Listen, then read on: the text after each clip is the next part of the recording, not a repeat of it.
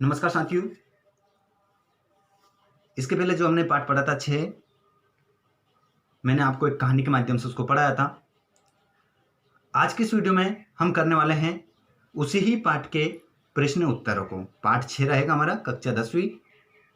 पाठ का नाम है यश शरीरम। तो आज हम प्रश्नों को पढ़ेंगे और उसका अर्थ भी आपको बताएंगे। तो चलिए शुरू करते हैं हम आज के इस वीडियो को। मार्कंडेय नाम ऋषि कुत्र वस्ति इसमें। मार्कंडेय नाम के जो ऋषि थे वो कहाँ पर रहते थे, कहाँ रहते थे, ये आपको बताना है। आसानी से आपको समझ में आ रहा होगा क्योंकि मैंने आपको जो कहानी बताई थी वो संस्कृत में पहले बताई थी, उसके बाद में उसका अर्थ भी आपको बताया था और बहुत ही अलग तरीके से मैंने आपको बताया था, बिल्कुल सरल कर दिया था ताकि वो पाठ आपको एक कहानी के रूप में याद हो जाए। आप संस्कृत में नहीं तो कम से कम हिंदी में तो उस कहानी को आप सुना सकते हो एक बार सुनने के बाद। तो मार्कंडे नाम के जो ऋषि थे वो कहाँ पर रहते थे? गंगा किनारे, गंगा के किनारे। आप या तो ऐसे भी लिख सकते हैं या ऐसे लिख सकते हैं, ठीक है। तो आप ऐसे लिख देना गंगा तीरे, संस्कृत में, ये संस्कृत में, ये हिंदी में, तो आप ऐसे लिख देना। ओके, ये हमने दोनों तरीके से आपको बता दी। यदि आप ये भी लिख देते हैं तो ये भी सही है, लेकिन आप ऐसे लिख देना। ओके, गंगा तीरे, गंगा के किनारे। वासुदेवा कश्य प्रिय शिष्य आसित।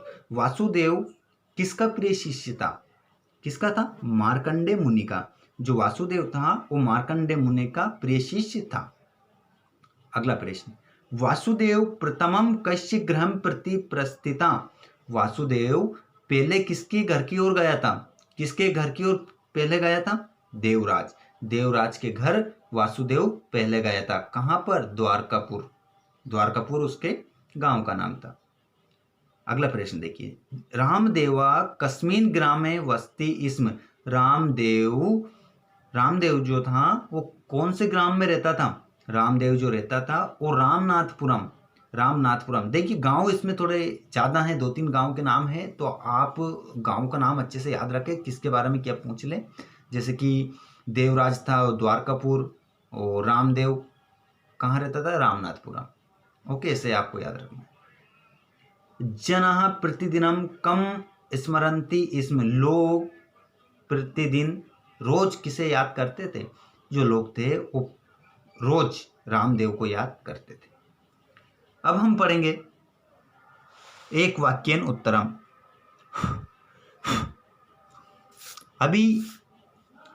अभी हमने जो पढ़े हैं वो एक पदन वाक्यन पढ़े हैं। अब पढ़ेंगे हम अभी जो हमने पढ़े हैं वो एक पदन उत्तरों को हमने पढ़ा है। अब हम एक वाक्य पढ़ेंगे।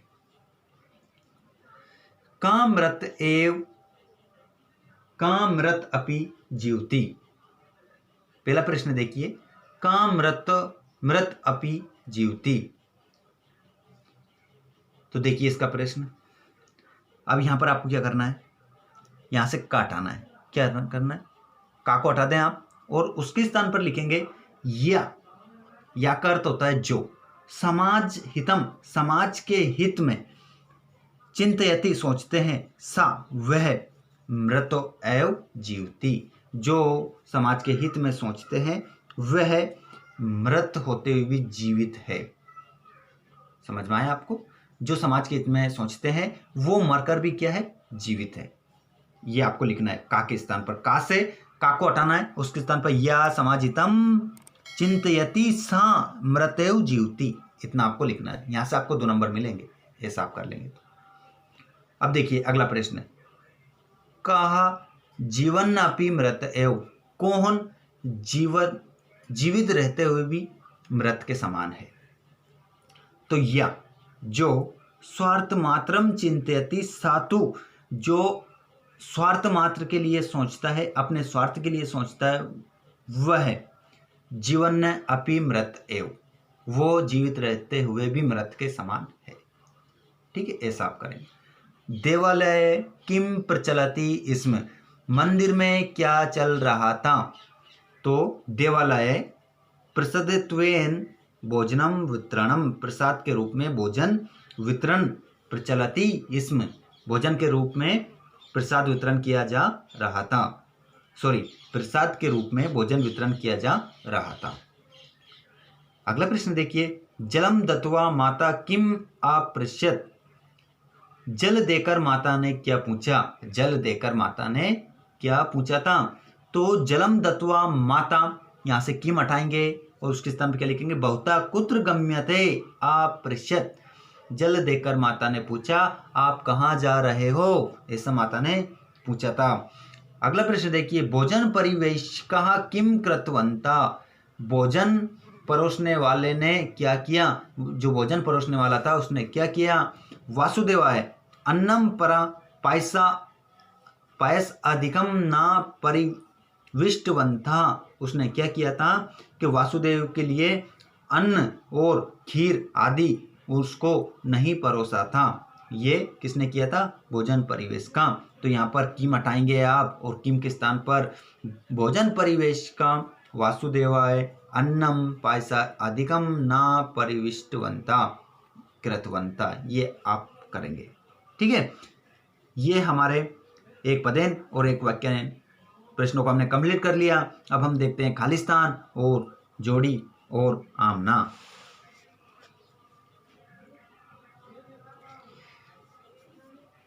प्रदत्ते शब्दः रिक्तस्थानि पूर्यत। दिए गए शब्दों से रिक्त स्थान की पूर्ति कीजिए। तो तत्र प्रसादित्वेन, देखिए यहाँ पर पहले से किसी बच्चे ने लिख रखे हैं। एक स्टूडेंट से मैंने बुक ली थी, तो उन्होंने इंसान लगा रखे थे। तो देखिए यहाँ पर तत्र प्रसादित्वेन, वहाँ पर प्रसाद के रूप में चल रहा था। क्या चल रहा था? देखिए 1 नंबर भोजनम, प्रसाद के रूप में भोजन वितरण चल रहा था। ठीक है, तो आप 1 नंबर लिखें, भोजन पर 1 नंबर लिख लें यहाँ पर। दूसरा देखिए, वासुदेवा कंसित, वासुदेवा कंसित अपश्यत। वासुदेव ने क्या देखा? वासुदेव ने एक देखा था। क्या देखा था? उसने देखा था देवालय, एक मंदिर उसने वहां पर देखा था। मया मया जीवनम एव अनुसरणीयम रामदेवस्य। मैं, मेरे लिए रामदेव का जीवन ही अनुसरणीय है, ऐसा किसने कहा था? वासुदेव ने कहा था। अगला देखिए, गुरुकुले शिष्यासन, गुरुकुले बहवा, गुरुकुल में बहुत शिष्य थे। अगला खालिस्तान, तेन सोमपुरम प्राप्तम मध्य मार्गे। क्या आएगा? मध्य मार्गम, मध्य मार्गम। मध्य मार्ग में उसे कौन सा ग्राम पड़ा था? सोमपुर पड़ा था। जब वो द्वारकापुर जा रहा था तो उसको ये गांव वहां पर पड़ा था। जोड़ी देखिए, जोड़ी देखेंगे हम। मार्कंडेय किससे मिलाएंगे? मुनि। मार्कंडेय कौन थे? मुनि थे। वासुदेव, वासुदेव कौन था? शिष्य था। तो ये जोड़ी लिख लें आप। द्वारकापुरम, द्वारकापुरम किसका गांव था? देवराज का। यहाँ पर 3 नंबर लिखेंगे। जिसके बाद में रामनाथपुर, रामनाथपुर किसका गांव था? रामदेव का था। राम से रामदेव, इसमें मिला लेना। गंगा तीरे, गंगा के किनारे क्या था? गुरुकुल था। यहाँ पर 5 नंबर लिखेंगे। ठीक है, ये हमारे जोड़ी नंबर है। देखिए यहाँ पर आपको दिक्कत आती है रामनाथपुर और द्वारकापुर में। तो रामदेव, राम से रामनाथपुर, ऐसे ध्यान रख लेना ताकि आपको समझ में आ जाएगा। गलती मत कर देना, 1 नंबर कट जाएगा नहीं। चलिए अब हम देखेंगे आमना। आमना करने का हमारा वही तरीका रहेगा, जो हमारा शुद्ध वाक्य रहेगा उसके लिए हमने आम दे रखा है यहाँ पर, और जो हमारा अशुद्ध वाक्य रहेगा उसके लिए ना दे रखा है। तो आप जो वाक्य हमारा सही है उसके लिए आम लिखेंगे और जो हमारा गलत है उसके लिए ना लिखेंगे। गुरुकुले बहवा शिष्यानासन, गुरुकुल में बहुत शिष्य थे। तो ये बात बिल्कुल सही है, हमने पढ़ा था। आम क्या लिखेंगे आप? आम लिख लें, वाक्य सही है। प्रश्न पूछा जाता है आमना से। ठीक है, 5 प्रश्न पूछे जाते हैं, ध्यान रखें। मध्य मार्गम तेन रत्नपुरम प्राप्तम, रास्ते के मार्ग में रत्नपुर गांव पड़ा था। सही है गलत? ना, नहीं पड़ा था। कौन सा पड़ा था?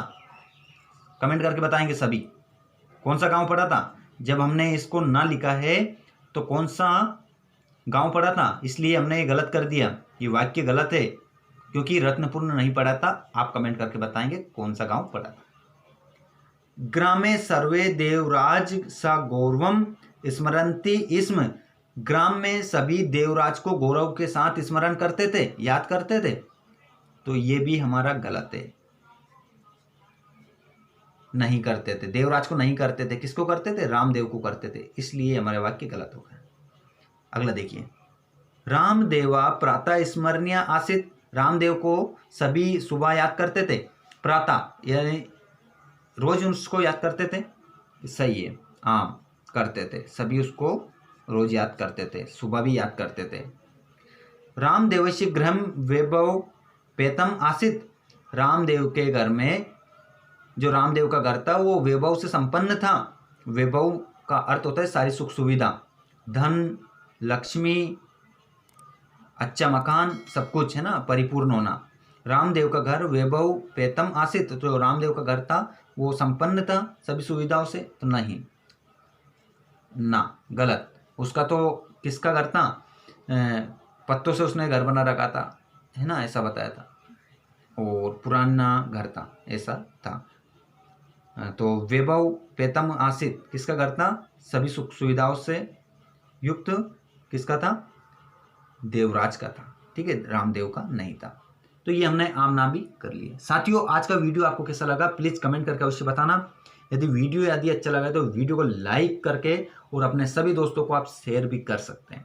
और चैनल पर नए हैं तो प्लीज़ चैनल को सब्सक्राइब जरूर करें आप, और घंटी के बटन को प्रेस करना ना भूलें, जिससे जब भी हमारा नया वीडियो आएगा उसका नोटिफिकेशन आपको मिल जाएगा। मिलते हैं अगले वीडियो में। जय हिंद, जय भारत।